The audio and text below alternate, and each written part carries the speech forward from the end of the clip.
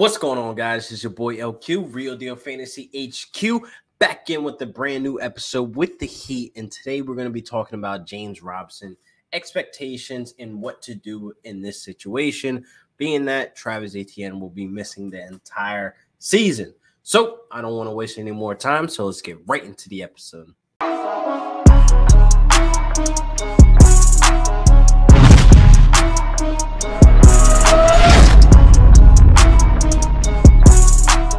But wait, before we get into the episode, make sure you guys hit that link in the bio to get some merch. Come on, get the Real Deal Fantasy merch. Be draft day fresh, the fire content only, the RDF HQs, and the Wolfpack t-shirts are on there, all available for 15% off until September 4th. So please hit the link in the bio, go get yourself a shirt. And now let's get into the business. James Robinson, how high is too high for James Robinson? I see some people, squirming around in the Twitter universe, Instagram, et cetera, saying, oh, I need to go get me some James Robinson now. Or, hey, I can't wait until draft day. I need to get me some James Robinson shares. He's a full send.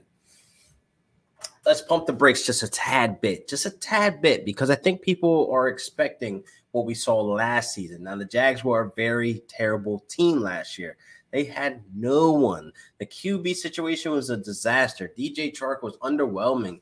Chenault was injured, et cetera. The list goes on. So James Robinson had to put the team on his back and provide the passing volume that he had, the 60 targets that I'm talking about, the touchdowns. He was the only player that was producing week to week that we had on our fantasy rosters that we're really excited about. That defense was still terrible. They were playing from behind. So that's what got James Robinson involved in that passing game. So I definitely think the signs are there with the Jags right now with Urban Meyer that we are a little unsure about James Robinson, being that we drafted a running back in the first round and signed Carlos Hyde to a 2-year deal. Urban Meyer and Carlos Hyde have history together as well. So do not be surprised if you see Carlos Hyde used more than he should be. It would be the pest situation all over again. So I think Carlos Hyde definitely shouldn't be slept on. I'm not saying draft him or pick him up or anything like that. I mean, you could have him on the watch list just in case he does take the job and run away because he is the veteran. So I definitely think he's going to be involved a lot more than we actually believe, being that they have a history together. So Carlos Hyde is only one season removed from having a 1,000-yard season. No, he's not going to do that. No, he's going to not 100% going to outplay James Robinson. All I'm saying is the usage needs to be monitored week to week because that snap share is going to be very important for James Robinson, owners, because the simple fact that James Robinson was going into the season breaking records and, being an undrafted free agent, he was basically free, a very capable, serviceable running back. Urban Meyer said, hey, no, I'm going to go get Travis Etienne in the first, and I'm going to bring my old buddy Carlos Hyde here to basically be a pass. So that leads me to say, I don't want you going to draft day reaching on James Robinson. How high is too high? For me, too high is trying to take him over a Chris Carson, a Joe Mixon, a CEH.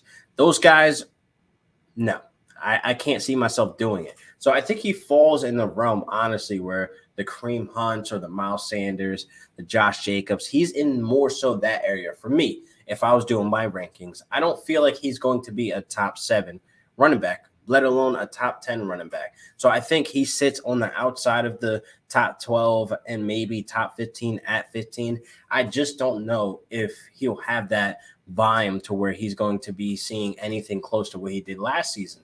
He's not going to have the passing volume, being that there's a wide receiver core that is currently intact, healthy. Marvin Jones there, the new addition there. Chenault is healthy, and DJ Chark is looking to prove something with a chip on his shoulder. So I don't think he'll be that involved in the passing game. So those 60 targets might come down a tad bit. It might be looking like 40, 45, maybe less than that.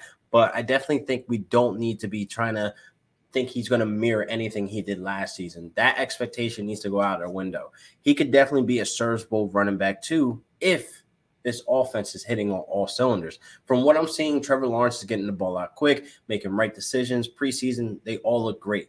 But will this transition to regular season?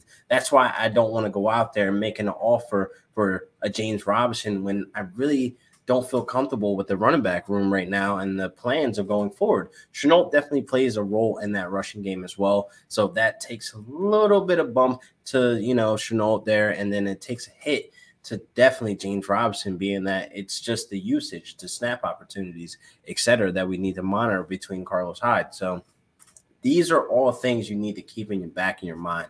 Carlos Hyde is only one season removed from 1,000 yards. I know it sounds crazy, but it is what it is. Carlos Hyde is still a serviceable, capable running back where we can see him used in areas like the red zone, the goal line, where he can get touchdowns. He had like freaking 4 touchdowns last season, which was like, why?